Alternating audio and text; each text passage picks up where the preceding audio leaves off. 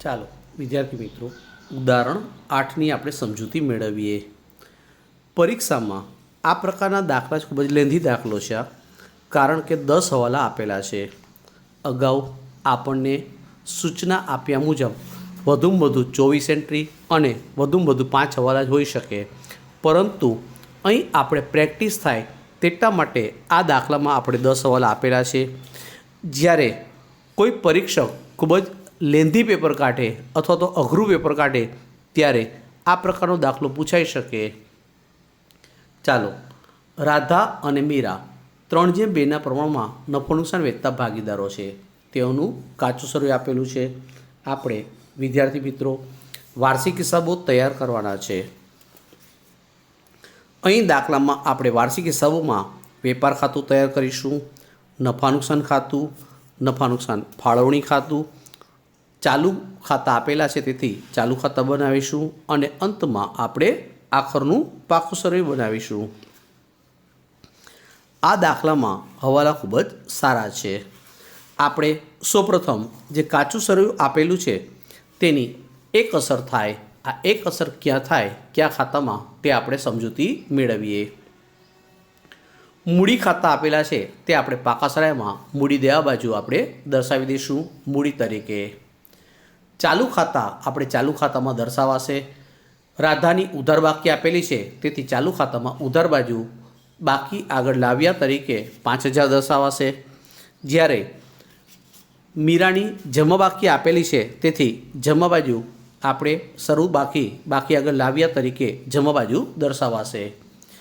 આ શરૂઆતની બાકી આપેલી હોય તેથી તારીખમાં આપણે શરૂઆતની તારીખ દર્શાવીશું. ખરીદી આપણે ઉધાર બાકી હોય તે વેપાર ખાતામાં ઉધાર બાજુ દર્શાવીશું. વેચાણ વેપાર ખાતામાં જમા બાજુ દર્શાવીશું.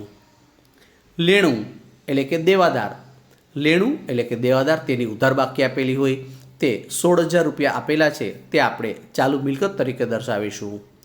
દેવું આપણી જવાબદારી છે. પાકા સરવૈયામાં મૂડી દેવા બાજુ દેવું એટલે કે લેણદાર તે આપણે 9800 રૂપિયા દર્શાવીશું. મોટર કાર કાયમી મિલકત તરીકે આપણે પાકા સરવૈયામાં દર્શાવીશું, જે દ્રશ્ય મિલકત છે. માલ પરત અહીંયા ઉધારમાં અને જમામાં આપેલ છે તેથી ઉધારમાં જે આપેલ છે તે વેચાણ પરત થાય, જે વેચાણમાંથી બાદ થાય. જમા આપેલા છે તે ખરીદ પરત છે, તે ખરીદીમાંથી બાદ થશે. પરચુરણ ખર્ચ નફા નુકસાન ખાતાની ઉધાર બાજુ દર્શાવાશે આપણે વહીવટી ખર્ચના હેડિંગમાં.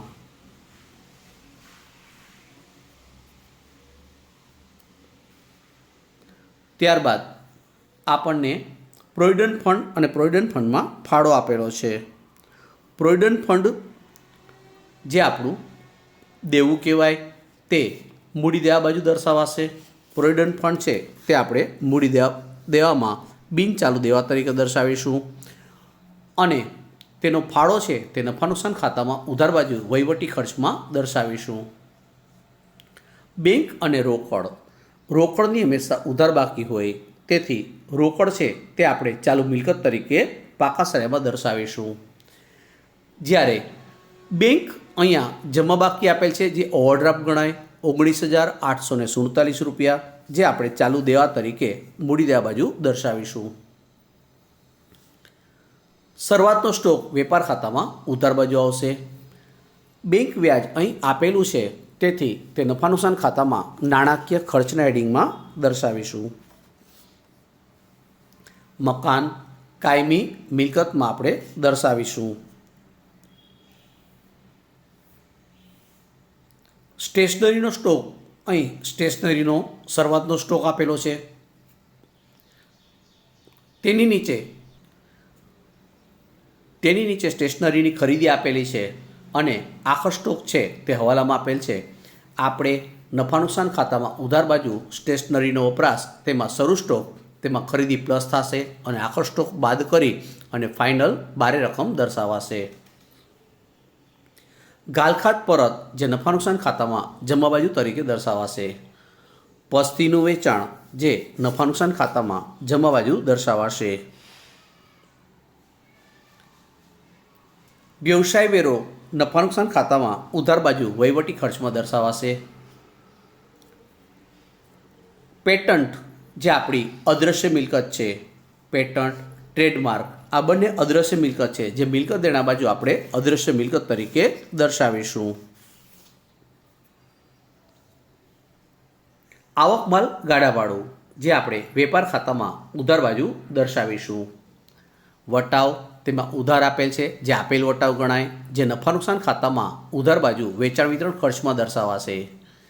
અને જમા બાજુ 325 રૂપિયા આપેલ છે, જે મળેલ વટાવ કહેવાય, જે નફા નુકસાન ખાતાની જમા બાજુ દર્શાવીશું. યંત્ર અહીં ચોખવટ કરેલી છે ઓફિસના અને તેની નીચે તેનો ઘસારો આપેલો છે. આ યંત્ર આપણે મૂળ કિંમતે દર્શાવવાના હોય, તેથી પાકા સરાયમાં કાયમ મિલકતમાં દ્રશ્ય મિલકતમાં આપણે યંત્ર દર્શાવીશું. તેમાં જે કાચા સરાયનો ઘસારો છે તે પ્લસ કરી અંદરની બાજુ આપણે 9000 રૂપિયા દર્શાવીશું અને હવાલાનો ઘસારો છે તેમાંથી બાદ કરીશું. નૂર વેપાર ખાતાની ઉધાર બાજુ આવશે. વટાવ અનામત અહીંયા જમા બાકી આપેલી છે, તેથી વટાવ અનામત જે વટાવની રકમ હશે તેમાંથી આ વેપાર નફા નુકસાન ખાતાની ઉધાર બાજુ જે વટાવ છે તેમાંથી જમા બાકી બાદ થઈ જશે. ગાલખાદ અનામત જે આપણે નફા નુકસાન ખાતામાં ગાલખાદનું હેડિંગ છે તેમાંથી બાદ થશે. પ્રોવિડન્ટ ફંડના રોકાણો આ મિલકત દેણા બાજુ આપણું બીજું હેડિંગ છે, પ્રોવિડન્ટ ફંડના રોકાણો તેમાં દર્શાવાશે. પ્રોવિડન્ટના ફંડના રોકાણોનું વ્યાજ 240 આપેલ છે. હવે આપણે પ્રોવિડન્ટ ફંડ છે તેના રોકાણનું વ્યાજ છે પ્રોવિડન્ટ ફંડમાં પ્લસ થશે, તે ખાસ ધ્યાનમાં રાખો. કનૈયાની 9%ની લોન તારીખ 1/6 આપેલી છે, જે આપણે બિન ચાલુ દેવા તરીકે કનૈયાની લોન છે તે દર્શાવી દઈશું. અને કનૈયાની જે લોન છે તેનું વ્યાજ પણ આપણે ગણવું પડશે. લોનનું વ્યાજ છે તેની ગણતરી કરી 9% લેખે અને 1/6થી આપણે તેની વ્યાજ છે તેની ગણતરી કરશું. વ્યાજની આપણે 2 અસર આપવી પડશે. લોનનું વ્યાજ છે એક અસર ચાલુ દેવામાં આપણે દર્શાવાશે અને બીજી અસર આપણે નફા નુકસાન ખાતાની ઉધાર બાજુ નાણાકીય ખર્ચમાં દર્શાવાશે. વીમા પ્રીમિયમ જે આપણે કાઉન્સમાં આપેલું છે 400 રૂપિયા 30/6નું, એનો મતલબ કે અગાઉથી ચૂકવેલ વીમો આપેલો છે. તો આપણે અહીં 3 મહિનાનો અગાઉથી ચૂકવેલ વીમો છે જે વીમા પ્રીમિયમ આપેલું છે તેમાંથી બાદ થશે અને અગાઉથી ચૂકવેલ વીમા પ્રીમિયમ છે તેની બીજી અસર આપણે મિલકત લેણામાં ચાલુ મિલકતમાં દર્શાવીશું. પગાર અને મજૂરી નફા નુકસાન ખાતામાં ઉધાર બાજુ વહીવટી ખર્ચમાં દર્શાવીશું. ફર્નિચર આપણે કાયમી મિલકતમાં સ્થિર મિલકત તરીકે દર્શાવીશું. ડેડ સ્ટોક આપણે સ્થિર મિલકતમાં દર્શાવીશું. ડેમરેજ આપણે વેપાર ખાતાની ઉધાર બાજુ છે આપણો ખર્ચ છે તે દર્શાવીશું. હવે આપણે હવાલા ક્રમ અનુસાર જોતા જઈએ. આખર માલનો સ્ટોક છે 15000 છે. 10% માલની અને 15% માલની બજાર કિંમત પડતર કિંમત કરતાં 12% અને 20% ઓછી છે. વિદ્યાર્થી મિત્રો, કિંમત જ્યારે ઓછી આપેલી હોય ત્યારે તેની સૌપ્રથમ આપણે ગણતરી કરી લેવી પડે. આપણે તેની ગણતરી જોઈએ તો આખર સ્ટોક જે આપેલો છે તેના આપણે ભાગ પાડીશું. 15000નો આખર સ્ટોક, તેના 10% એટલે કે 1500 રૂપિયા, તેમાં 12% ઓછા એટલે કે 180 બાદ કરતાં 1320 મળશે. 15% સ્ટોક 2250, જેના 20% એટલે કે 450 બાદ કરતાં આપણને 1800 મળશે. બાકી હોય તો 75% જે માલ છે તે એમનેમ જ રહેશે, એટલે કે 11250 એમનેમ રહેશે. આમ આપણો કુલ આખર સ્ટોક 1320, 1800 અને 11250 એટલે કે 14350 થશે. 15000 અને 14350 જે ઓછો હોય તે દર્શાવાય, તેથી આપણે આખર સ્ટોક 14370 રૂપિયા છે. 14370 જે આપણે 2 અસર આપીશું. એક અસર આપણે વેપાર ખાતામાં જમા બાજુ અને બીજી અસર આપણે ચાલુ મિલકત તરીકે દર્શાવી દઈશું. બીજો આપણો હવાલો જે આપેલો છે તેમાં બીજા હવાલામાં આપણે સ્ટેશનરીનો સ્ટોક 500 આપેલ છે. આખર સ્ટોક છે સ્ટેશનરીનો, તેની 2 અસર થશે. એક અસર આપણે સ્ટેશનરીમાંથી બાદ કરીશું. સ્ટેશનરી જે ખર્ચ છે એનો વપરાશ છે તેમાંથી આપણે બાદ કરીશું. અને બીજી અસર આપણે ચાલુ મિલકત તરીકે પાકા સળિયામાં દર્શાવીશું. તારીખ 1/10/16ના રોજ 600ની કિંમતનું ફર્નિચર 400ની કિશનને ઉધાર વેચ્યું. આની નોંધ માલના વેચાણ તરીકે વેચાણ નોંધમાં થઈ ગઈ છે. વિદ્યાર્થી મિત્રો, માલના વેચાણ તરીકે નોંધ થઈ ગઈ, તેથી આપણે વેચાણ નોંધમાં અસર આપીશું અને ફર્નિચર છે તેમાંથી પણ અસર આપીશું. ફર્નિચરમાંથી આપણે 600 રૂપિયા સૌપ્રથમ બાદ કરીશું, જે વેચી નાખ્યા તેના, અને બીજી અસર આપણે જે વેચાણ છે વેપાર ખાતામાં તેમાંથી પણ બાદ કરીશું. હવે આપણે 400ની કિંમતે કિશનને ઉધાર વેચ્યું છે, તેથી તેની પણ આપણે અસર આપવી પડશે. જે દેવાદારો છે તેમાંથી આપણે 400 રૂપિયા ફર્નિચર વેચાણના બાદ કરવા પડશે. અને બીજી અસર છે આપણે તેની ફર્નિચરમાં દર્શાવીશું, ખાસ ધ્યાનમાં રાખો. હવે આપણે જ્યારે ઘસારો ગણવાનો હોય ફર્નિચરનો, તો આ જે વેચેલ ફર્નિચર છે તેની શરૂઆતની બાકી 600 આપેલ છે, તેમાં 6 માસ પછી વેચેલ છે, તેથી તેનો 5% ઘસારો 15 રૂપિયા બાદ થશે, તેથી 585 વધશે. અને વેચાણ કિંમત 400 રૂપિયા છે, તેથી આપણી ખોટ છે 185 રૂપિયા આવશે. જે આપણે 2 અસર થશે. ફર્નિચર વેચાણની ખોટ આપણે 2 અસર દર્શાવવાની થશે. એક અસર નફા નુકસાન ખાતામાં ઉધાર બાજુ 185 રૂપિયા દર્શાવાશે. બીજી અસર આપણે ડાયરેક્ટ જે વેચાણ કિંમત છે આ ફર્નિચરની, તે મૂળ કિંમતે માલ બાદ કરી દઈશી 600 રૂપિયા, તેથી તેમાં અસર આવી જશે. હવે આપણે ત્યાર પછીનો વાલો જોઈએ. યંત્ર પર ઘસારો વધારીને 10% જેટલો કરો. અહીંયા પણ ગણતરી આપણે કરવી પડશે. યંત્ર જે આપેલ છે તેનો ઘસારો, જે મૂળ કિંમત છે 8,325, તેમાં ગયા વર્ષનો ઘસારો પ્લસ કરી, એટલે કે 9,000 જે બાકી છે તેના 10% ઘસારો, એટલે કે 900 રૂપિયા ઘસારો બાદ કરવો પડશે. એટલે ગયા વખતનો ઘસારો આપણે 675 અને વધારાનો ઘસારો 225, આમ કુલ આપણે 900 રૂપિયા દર્શાવાશે.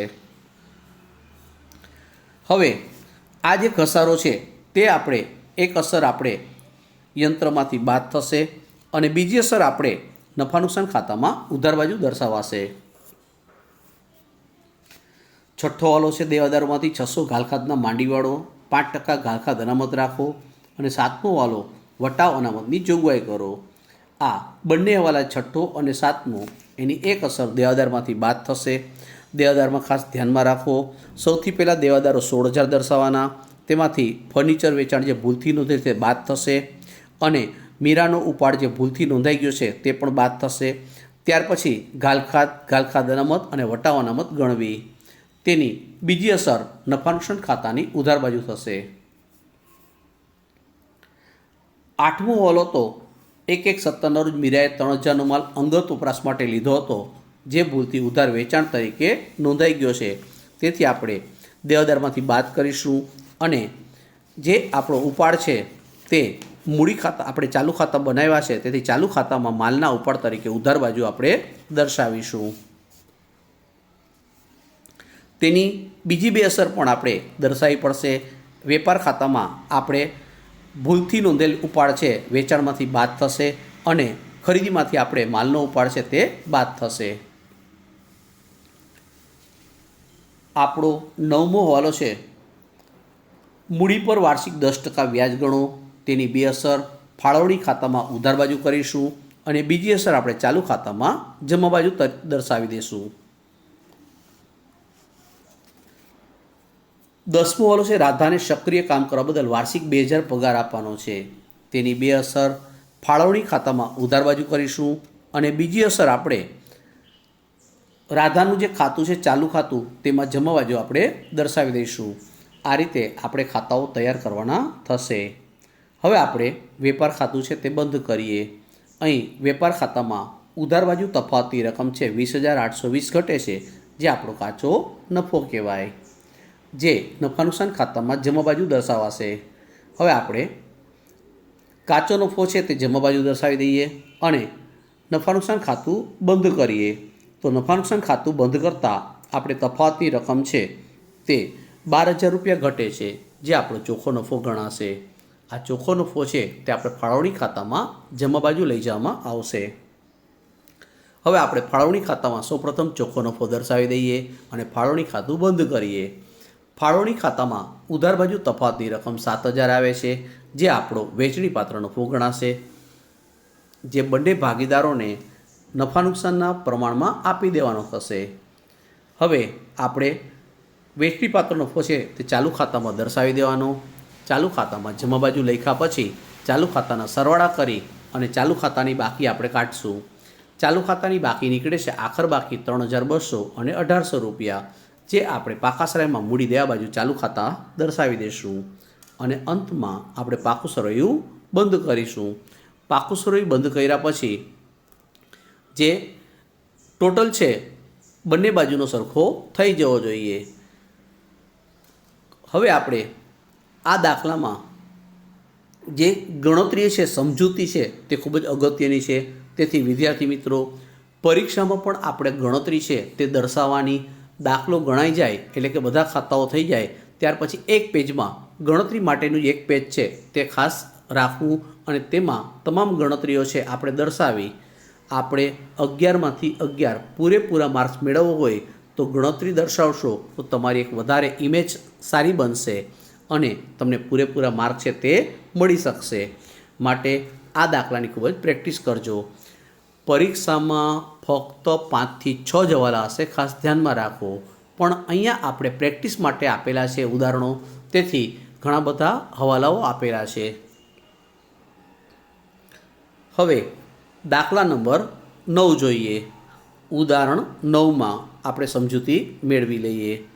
ઉદાહરણ 9 જે આપેલું છે તમને, તેમાં માહી અને રાહી 6/4 એટલે કે 3/2 નફો નુકસાન વેચે છે. આપણે વાર્ષિક હિસાબો તૈયાર કરવાના છે. અહીંયા આપણને કાચું સરવૈયું આપેલું છે. આ કાચું સરવૈયું જે આપેલું છે તેમાંથી આપણે ક્રમ અનુસાર જે બાકીઓ છે તે વેપાર ખાતામાં, નફા નુકસાન ખાતામાં, નફા નુકસાન ફાળવણી ખાતું, મૂડી ખાતા અને પાકું સરવૈયું આપણે બનાવી તેમાં લખતા જઈશું.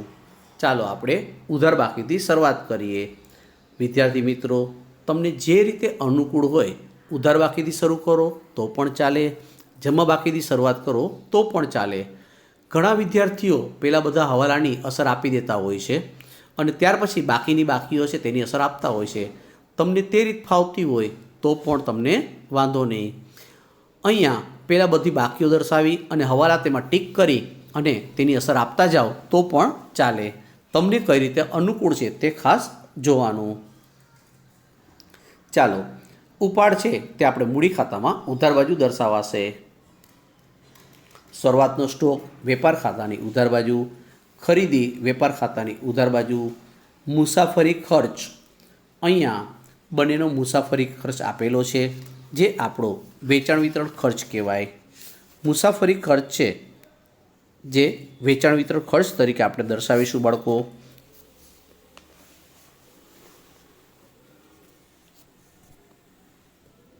અહીંયા વેચાણ વિતરણ ખર્ચ છે તેમાં ભાગીદાર રાહી અને માહી બંનેનો આપેલો છે. અહીંયા ભાગીદારના નામ આપેલા હોવાથી આપણે નફા નુકસાન ફાળવણી ખાતામાં દર્શાવવો પડશે. ખાસ ધ્યાનમાં રાખો. ફક્ત મુસાફરી ખર્ચ શબ્દ લખેલો હોય તો નફા નુકસાન ખાતાની ઉધાર બાજુ, પરંતુ જ્યારે ભાગીદારોના નામ આપેલા હોય ત્યારે તે ભાગીદારના નામ આપેલા હોવાથી નફા નુકસાન ફાળવણી ખાતામાં દર્શાવવા. પગાર હિસાબનીશનો અને ઉઘરાણી કારકુનનો પગાર છે તે આપણે નફા નુકસાન ખાતામાં દર્શાવીશું. હિસાબનીશનો પગાર છે વહીવટી ખર્ચ કહેવાય અને ઉઘરાણી કારકુનનો પગાર છે તે વેચાણ વિતરણ ખર્ચમાં દર્શાવાય. દુકાન ભાડું નફા નુકસાન ખાતામાં ઉધાર બાજુ વહીવટી ખર્ચમાં. દેવાદારો મિલકત દેણામાં ચાલુ મિલકત તરીકે. લારી ભાડું અહીંયા માલ એવું લખેલું છે 7,500 રૂપિયા, જે આપણો વેપાર ખર્ચ કહેવાય. માલનું લારી ભાડું એટલે કે આવક માલ ગાડા ભાડું છે. ત્યારબાદ જાહેરાત ખર્ચ નફા નુકસાન ખાતામાં ઉધાર બાજુ વેચાણ વિતરણ ખર્ચના હેડિંગમાં. અગાઉથી ચૂકવેલ દુકાનનું ભાડું 1/4/16નું, એનો મતલબ કે શરૂ બાકી આપેલી છે. અહીંયા અગાઉથી ચૂકવેલું ભાડું છે આપણે જ્યારે ભાડાની અસર આપતા હોઈએ ત્યારે આ જે ભાડાની વિગત છે તેમાં આપણે દુકાનનું ભાડું નફા નુકસાન ખાતામાં ઉધાર બાજુ દુકાનનું ભાડું દર્શાવાશે 900 રૂપિયા.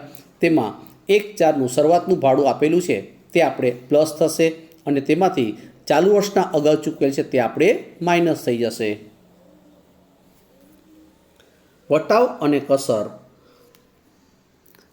નફા નુકસાન ખાતામાં ઉધાર બાજુ વેચાણ વિતરણ ખર્ચના હેડિંગમાં ધર્માદા ખર્ચ નફા નુકસાન ખાતામાં ઉધાર બાજુ આપણે દર્શાવાશે અન્ય ખર્ચના હેડિંગમાં.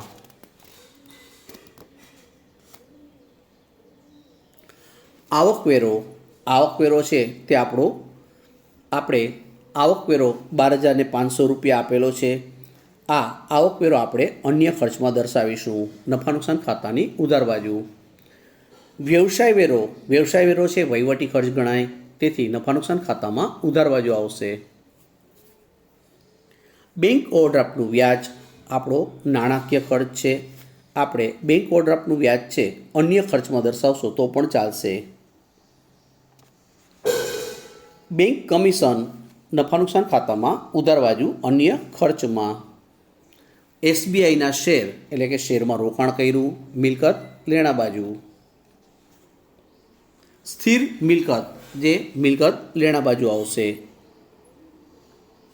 સ્થિર મિલકતનો નિભાવ ખર્ચ અહીંયા સ્થિર મિલકતનો નિભાવ ખર્ચ છે આપણો ખર્ચ છે જે આપણે નફા નુકસાન ખાતાની ઉધાર બાજુ દર્શાવાશે.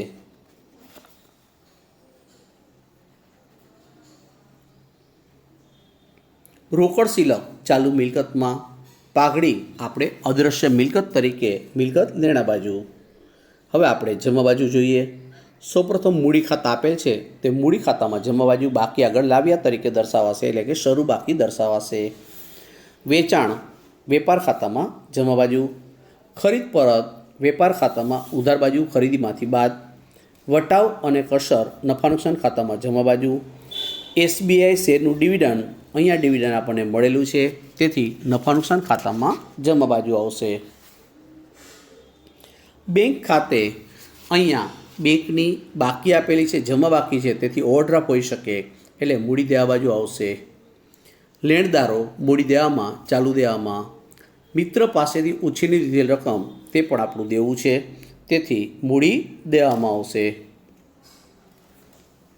હવે આપણે હવાલાઓ છે તેની અસર જોતા જઈએ. મૂડી પર 12% વ્યાજ ગણવાનું છે. તેની બે અસર નફા નુકસાન ફાળવણી ખાતામાં ઉધાર બાજુ મૂડી વ્યાજ તેમાં માહીનું અને રાહીનું બંનેના અલગ અલગ દર્શાવી બારે આઉટરમાં ટોટલ મૂકી દેવાનો. બીજી અસર મૂડી ખાતામાં જમા બાજુ. ઉપાડ ઉપર 5% વ્યાજ ગણવાનું છે. ઉપાડનું વ્યાજ એક અસર મૂડી ખાતામાં ઉધાર બાજુ, બીજી અસર આપણે ફાળવણી ખાતામાં જમા બાજુ થશે. રાહીને દર મહિને 300 ધંધાના હેતુસર મુસાફરી ખર્ચ માટે આપવાના છે. અહીંયા મુસાફરી ખર્ચ રાહીને આપવાના હોવાના તેથી એક અસર નફા નુકસાન ફાળવણી ખાતામાં અને બીજી અસર આપણે અહીં મુસાફરી ખર્ચ છે તે ખર્ચ તરીકે દર્શાવીશું. ચોથો વાલો છે મિત્ર પાસે ઉછેરની લીધેલી રકમ પર 50 રૂપિયા વ્યાજ ચૂકવવાનું બાકી છે. આ વ્યાજની બે અસર આપણું દેવું કહેવાય તેથી મૂડી દેવામાં અને બીજી અસર આપણે નફા નુકસાનમાં ઉધાર બાજુ. દુકાન ભાડું તારીખ 30/4/2017 સુધી 12 માસનું છે. દુકાન ભાડું 30/4 એનો મતલબ કે આપણે જે દુકાન ભાડું આપેલું છે તેમાં આ 12 માસનું વ્યાજ આપેલું છે. દુકાન ભાડામાં ચાલુ વર્ષના અગાઉ ચૂકવેલા છે તેની ગણતરી કરી તે બાદ થશે અને બીજી અસર મિલકત લેણા બાજુ થશે.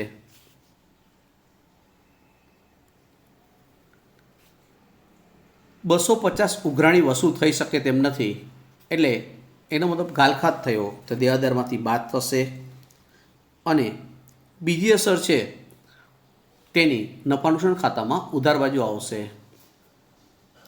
આખર સ્ટોક જેની બે અસર થશે વેપાર ખાતામાં જમા બાજુ અને મિલકત લેણા બાજુ ચાલુ મિલકત તરીકે. હવે આપણે આ જે વેપાર ખાતું છે તે બંધ કરીએ. વેપાર ખાતામાં બંને બાજુ સરવાળો કરતાં ઉધાર બાજુ તફાવતની રકમ છે 72,000 275 જે તફાવત આવે છે તે કાચો નફો ગણાય, જે નફા નુકસાન ખાતામાં જમા બાજુ લઈ જવામાં આવશે. હવે આપણે નફા નુકસાન ખાતું બંધ કરીએ. નફા નુકસાન ખાતામાં આ કાચો નફો દર્શાવી તેનો સરવાળો કરવાથી જમા બાજુનો સરવાળો વધારે આવે છે. ઉધાર બાજુ તફાવતની રકમ છે 19,500 આવશે, જે ચોખ્ખો નફો ગણાય, જે આપણે ફાળવણી ખાતામાં જમા બાજુ દર્શાવવામાં આવશે. હવે આપણે ફાળવણી ખાતું બંધ કરીએ. ફાળવણી ખાતામાં તફાવતની રકમ છે 6,250, જે બંને ભાગીદારોને તેના નફા નુકસાનના પ્રમાણે વેચવામાં આવશે અને તેની બીજી અસર આપણે મૂડી ખાતામાં જમા બાજુ દર્શાવાશે. હવે અંતમાં મૂડી ખાતા બંધ કરી તેની આખર બાકી છે તે પાકા સરાયમાં મૂડી દેવા બાજુ દર્શાવવામાં આવશે અને મૂડી પાકા સરાયમાં દર્શાવ્યા બાદ મૂડી ખાતા બંધ કર્યા બાદ અંતમાં આપણે પાકું સરવૈયું બંધ કરી બંને બાજુનો સરવાળો સરભર થઈ જાય, એનો મતલબ કે ખાતું બંધ થઈ ગયું, તો આપણું પાકું સરવૈયું મળી ગયું. તેથી આપણે નિરાંતે 11 માર્ક આવી ગયા છે તેમ માની અને આપણે આરામથી દાખલો પૂર્ણ કરવો. વિદ્યાર્થી મિત્રો, ખાસ ધ્યાનમાં રાખજો, ગુપ્તવાલા અને હવાલા તેની બે અસર ભૂલાવી ન જોઈએ. એક અસર ઉધાર અને બીજી અસર જમા, જે તે ખાતામાં આવે ને આવે જ. અને કાચું સરવૈયું આપેલું છે તેમાં દરેકની એક અસર થશે જ. એક પણ એન્ટ્રી પરીક્ષામાં ભૂલાય નહીં, તે ખાસ ધ્યાનમાં રાખજો, નકર આપણો જવાબ છે તે મળશે નહીં. વધારેમાં વધારે દાખલા બાળકો પ્રેક્ટિસ કરજો. આપણે હવે આના પછીનું જે નેક્સ્ટ લેક્ચર છે તેમાં આપણે ઉદાહરણ 10 તેની સમજૂતી મેળવીશું. વિદ્યાર્થી મિત્રો, 11 માર્કનો દાખલો છે તેમાં ઉદાહરણ 10માં ઘણા બધા ખાતાઓ પણ છે. આ ઉપરાંત હવાલા નોંધો તૈયાર કરવાની છે. પરીક્ષામાં ભાગી પૂછાય છતાંય આપણે પ્રેક્ટિસ થાય તેટલા માટે નેક્સ્ટ લેક્ચરમાં આપણે ઉદાહરણ 10ની સમજૂતી મેળવીશું.